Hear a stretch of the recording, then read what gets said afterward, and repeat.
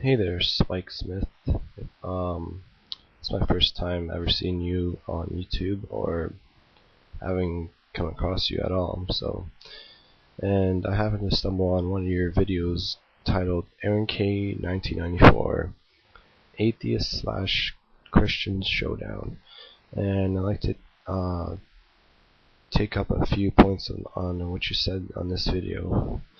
All in all, I'm not sure how to judge it because I haven't viewed any of your videos as of yet, except for this one. But so far, it seems okay.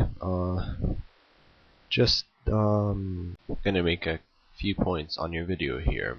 So yeah, if you were referring to God in your question, it's because if our the definition of God was plain some kind of force or energy or something, that wouldn't really make sense as into the reference of the world around us. I mean, say a ruler can't make like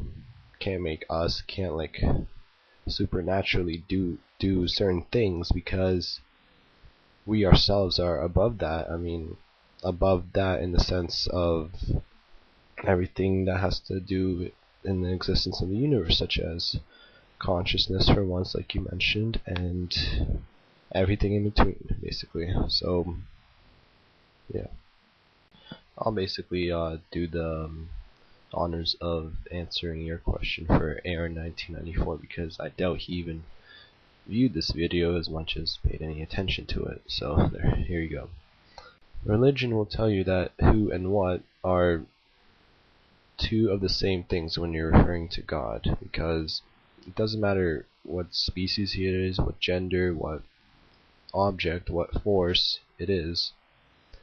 I mean, it is what it is, and that's outside the universe, which is God.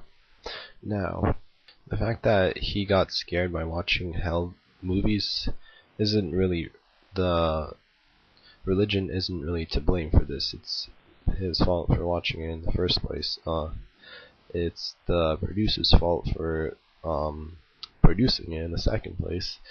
So can't really pin this on religion if he watches a couple of videos or something. I mean, if he was being forced to watch it, that's one thing, but I mean, you can't automatically scapegoat this on religion. You'd have to do it on the parents, because technically they're the ones that should be held accountable, not religion itself.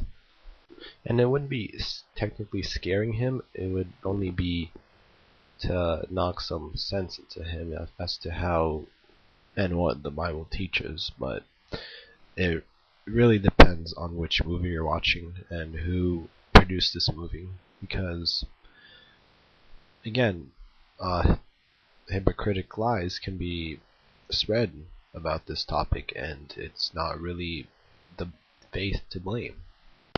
Yeah, Arron isn't that bright, but he's getting there. He's getting there. It's not really a competition between those two. I mean, you're making it sound like as if it is, which it isn't. So yeah. Now, your little story about family not taking their child to a doctor and instead just praying until they die.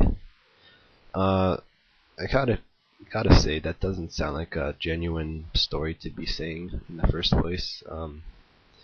It looks as if you're getting this off the top of your head, but you're more than welcome to cite some references next time, because no sort of family does that at all. I haven't met one, I haven't seen one, and if somebody does do this, I mean, it's not that their religion's twisted, it's that they're kind of twisted, because I mean, I'm Christian and I would send my kid to a hospital if they're dying. What does that say about my religion now? Also, your comment about how Christians don't know what persecution is like, it's kind of falsely stated, because it's not really documented or really recorded that much throughout history, but there have been countless slaughters and exterminations of Christians throughout what was it, 6th through 16th century, until the Catholic Church stopped using the Latin Bible, and let actual Christians have a copy of their own Bible. Before that time, Christians were getting slain, they were getting tortured because of the Catholic Church, pretty much. They don't want to believe in the Pope or in the Catholic belief, so what else is there to do? The Catholic Church persecutes them, and it was done a lot of times. I mean, numerous times. And it's true, we don't feel that today because we haven't felt it first person, like in first person perspective. But as a religion, yeah, it happened. I mean, lots of stuff happened. Let's see, there's the persecution of Nero under Nero's reign. There's the persecution of Constantine under Constantine's empire. There's the great persecution of Christians before Constantine, where over 20,000 Christians are slain. There's the persecution of Christians by Christians, as I mentioned. There's the anti-Catholics, anti-Protestants, the anti-Mormon persecution, and the Ottoman Empire. As you know, the Muslim people, they persecuted Christians as well.